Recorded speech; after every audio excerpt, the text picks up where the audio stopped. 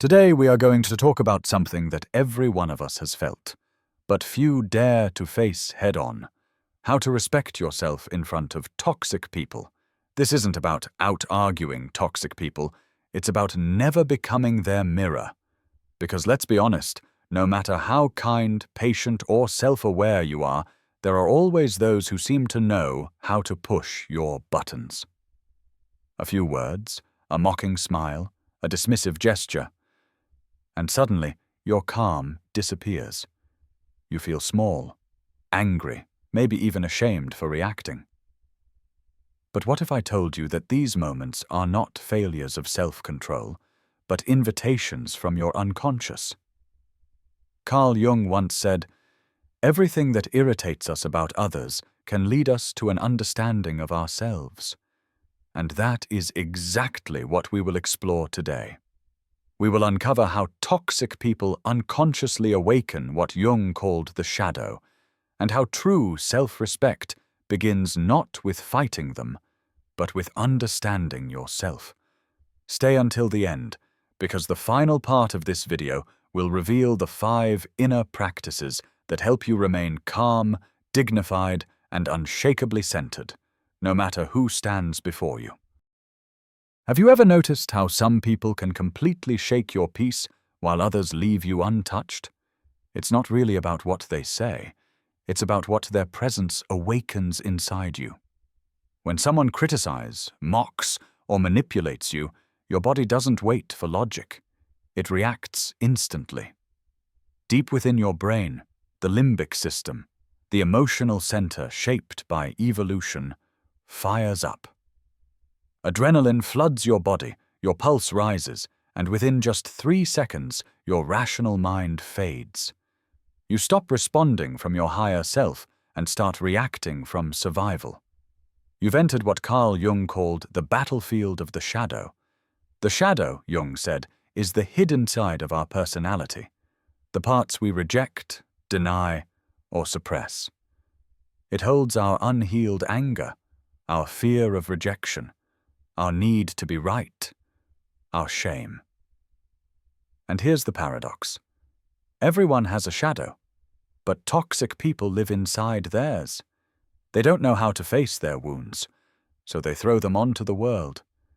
They accuse you of what they secretly fear in themselves.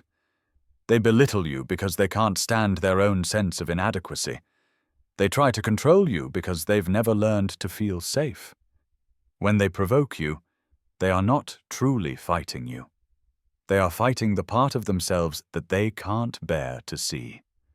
And when you respond with the same anger, the same sarcasm, the same pain, you join their unconscious dance.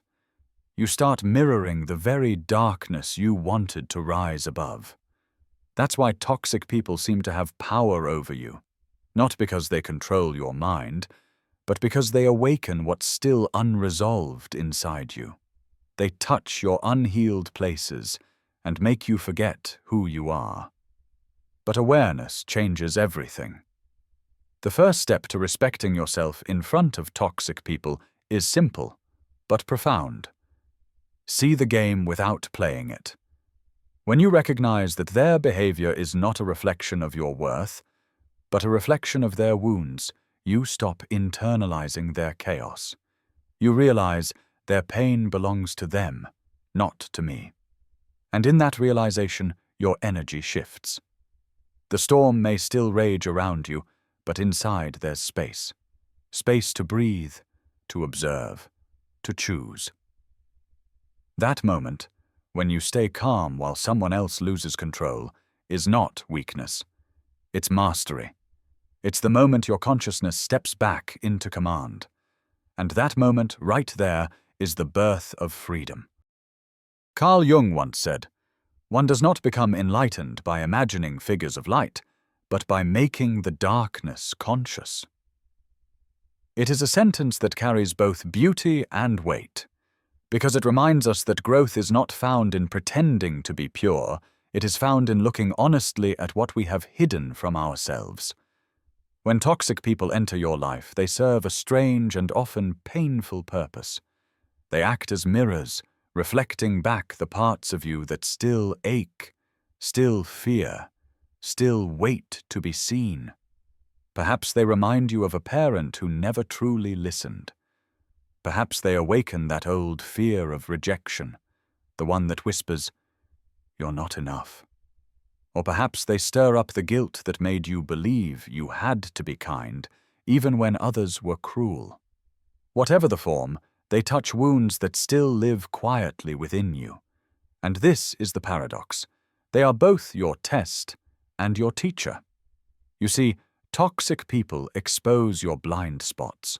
They show you where your boundaries are soft, where your self-respect bends too easily, where your worth still depends on how others treat you. They reveal the places where you confuse politeness with peace and silence with strength. Most people meet this revelation with anger. They fight, defend, explain, or retreat in shame. But the moment you realize that what you're feeling is not just about them, something shifts. You begin to see the scene for what it truly is, a mirror reflecting your unhealed parts. The next time you feel that familiar rush of emotion, pause and whisper inwardly, "Ah, this is my wound speaking." Those 5 words have power. They turn reaction into reflection, chaos into clarity. Because when you say that, you move from victim to observer. And the observer can choose. You can choose to protect your boundary without aggression. You can choose to walk away without guilt. You can choose to let their words fall instead of catching them. In Jungian terms, this is the work of integration, seeing your shadow without becoming it. Every trigger becomes a message, not a sentence. Every toxic interaction becomes a mirror, not a prison. And slowly, you begin to notice something miraculous. The same words that once pierced you now pass through you. The same person who once controlled your peace now holds no power. Not because they changed, but because you did. You stopped fighting the mirror and started looking into it. And that is the moment you begin to grow whole. Respect is not something that others hand to you. It is not earned through approval, titles, or praise.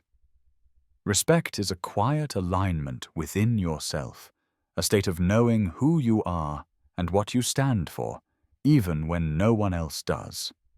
When you truly respect yourself, you no longer feel the urge to prove anything. You stop trying to convince others of your value. You don't raise your voice to be heard, and you don't explain endlessly to be understood. You begin to live from a deeper place, a calm certainty that says, "I am enough." Toxic people, however, will always test that certainty. They thrive on reaction. They feed on your emotional energy because it confirms their sense of control. They provoke not necessarily to win, but to make you lose yourself. But here's the truth. The moment you stop feeding them, they lose their power. When you stop explaining, defending, or justifying, the game collapses. Your silence becomes stronger than any argument. Self-respect is not arrogance. It is clarity. It is not about feeling above others. It is about not sinking below yourself. It's the art of standing calmly in the storm, knowing that the wind may howl, but it cannot move the mountain. And that stillness, people can feel it. It's not coldness, it's composure. It comes from the realization that their behavior reveals them, not you. When someone lies, manipulates, or belittles, it tells you about their world, not your worth. And your response in that moment reveals how deeply you know yourself. If you remain grounded, if you can say, "That's not mine to carry," you've already won a battle most never even see. Jung would call this individuation, the process of becoming whole, no longer defined by external noise. Self-respect, in this sense, is not a mask you wear, it's a vibration you hold. It is invisible, yet unmistakable. It shapes how you walk, speak, and decide. It's the quiet voice that says, "I do not chase what diminishes me." The next time someone tries to pull you into their storm, remember this: you are not obligated to attend every battle you're invited to. Sometimes the most powerful act of self-respect is simply choosing not to participate. Because true strength doesn't always roar. It often stands in silence, steady and unmovable, while the noise passes by. That is the essence of self-respect. Not resistance, not pride, but peace that cannot be stolen. The first practice is awareness over instinct. When someone provokes you, your natural instinct is to react, to defend, to justify, to fight back. That impulse feels powerful in the moment, but in truth, it's a loss of control. You've handed your peace to the very person who disturbed it. Instead, pause. Take one slow, deep breath before you respond. Feel the air enter. Hold for a heartbeat. Then release. It sounds simple, but this single breath rewires the moment. It moves you out of the primitive brain and back into awareness. In that pause, you return to yourself. You remember that not every attack deserves an answer, and not every storm requires your presence. Carl Jung often reminded his students that what we do not make conscious controls us. That pause, those few seconds of stillness, is consciousness. It's the doorway between reaction and response, between chaos and clarity. When you choose awareness over instinct, you are saying, "I am not the energy they bring. I decide what leaves my lips and what remains in my peace." The space between stimulus and response is small, almost invisible. But it is there that self-respect lives. It is there that you shift from being pulled by emotion to being guided by choice. Master that pause, and no one, not even the most toxic person, can control your inner state again. The second practice is emotional naming. When you're caught in the pull of someone's toxicity, emotions rise fast and fierce. Anger, shame, fear, confusion. They swirl together until you can no longer tell where they end and you begin. This is where Jung's wisdom becomes powerful. He taught that what remains unconscious controls us, but what we bring into awareness sets us free. So the next time your heart starts racing, or your stomach tightens, pause and simply name what you feel. Say it clearly to yourself. I feel anger. I feel hurt. I feel dismissed. Notice how the sentence begins with I feel, not I am. Because the moment you name the emotion, you create distance between you and it. You move from being inside the storm to watching it from the shore. You are not anger. You are the one experiencing anger. This small act of naming transforms emotion into information. Anger might be telling you, a boundary is being crossed. Hurt might whisper, a need for respect isn't being met. Fear might signal, it's time to protect your peace. By naming your feeling, you reclaim authorship over your internal world. The emotion no longer drives the car. You do. Remember, emotions are not enemies to be suppressed. They are messengers asking to be heard. Name them, listen, and then decide how to respond, from awareness, not reaction. The third practice is the glass pane visualization. The next time you find yourself face to face with a toxic person, imagine a clear, transparent glass wall standing between you and them. You can see them perfectly, their gestures, their tone, even their anger, but their words stop at the surface of the glass. They can echo, but they cannot reach you. This image is more than imagination. It's psychology in motion. When your mind believes there's a barrier, your nervous system calms instantly. Your body no longer feels the need to fight or defend because it senses protection. Behind the glass, you can observe without absorbing. You can listen without reacting. Their energy bounces back toward them instead of passing into you. And here's the deeper truth. The glass is always there. It is the invisible boundary of self-awareness. Every time you visualize it, you strengthen that boundary until one day you no longer need to imagine it. You become it. So the next time someone tries to throw their chaos your way, remember, you are the observer behind the glass. Calm, clear, untouchable. What they project stops before it ever touches your peace. The fourth practice is the boundary of dignity. Boundaries are not walls to shut people out. They are doors that you control. They define where your peace ends and another person's chaos begins. And here's the key. Real boundaries are not shouted. They are spoken with calm certainty. When someone crosses the line, resist the urge to explain or defend yourself endlessly. Speak briefly, clearly, and firmly. I will not continue this conversation in this tone.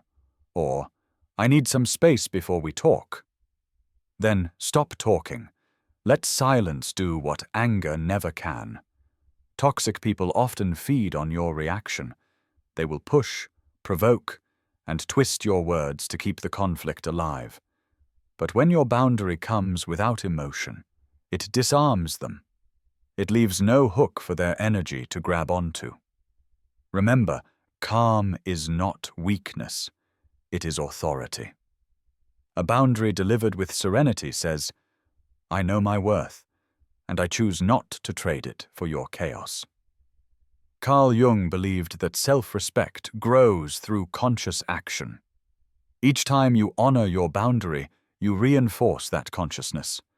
You teach your mind and heart the same truth. My peace is non-negotiable, because in the language of dignity, silence and clarity speak louder than any shout ever could. The fifth and final practice is the power of conscious silence. Sometimes the most powerful response is no response at all. Toxic people thrive on reaction. The more you argue, defend, or explain, the more fuel you give their fire. But silence is oxygen leaving the room. It starves manipulation. It dissolves control. This kind of silence is not weakness. It is mastery. It says, I refuse to dance in the energy of your chaos. It is the choice to walk away, not because you're defeated, but because you understand the cost of staying. Carl Jung believed that what we resist persists, but what we observe without reacting to eventually loses its power. Conscious silence is that observation in action. You feel the emotion rise, the anger, the hurt, the need to prove, but you stay still. You breathe. You allow the noise to echo and fade on its own. And in that quiet, something remarkable happens. You hear your own voice again. You reconnect to your center, the space where dignity lives. When you no longer need to win the argument, you've already won the moment. Because silence, held with awareness, is not absence. It is presence. It is the sound of someone who knows their worth and no longer trades it for noise. With time and practice, something begins to shift inside you. The words that used to pierce like arrows now land softly, barely leaving a trace. You start to notice that the same insults, judgments, or manipulations that once sent you spiraling now feel distant, almost irrelevant. It's not that people around you have changed. It's that you have. You've reclaimed your inner authority. You've stopped outsourcing your worth to other people's moods, opinions, or projections. You begin to understand that what others say about you belongs to their story, not yours. Every judgment they cast is a page from their own unfinished book. And you? Stop letting them write in yours. Toxic people may still cross your path. Their noise may still echo for a moment, but they no longer define your emotional weather. You no longer wake up in their storm. You stand like a lake, still on the surface, deep beneath. Their ripples fade before they ever reach your center. Carl Jung called this process individuation, the journey of becoming whole. It is the integration of both your light and your shadow, the union of the seen and the unseen. You stop dividing yourself into good and bad, strong and weak. Instead, you begin to accept the full spectrum of who you are. And in that acceptance, your energy stabilizes. No one can manipulate your peace anymore because you no longer abandon yourself. You realize that your reactions were never about them. They were reflections of the parts of you still longing to be understood. And when you bring those parts into awareness, they no longer need to shout through anger or pain. They simply rest. This is transformation, not the loud kind, but the quiet one.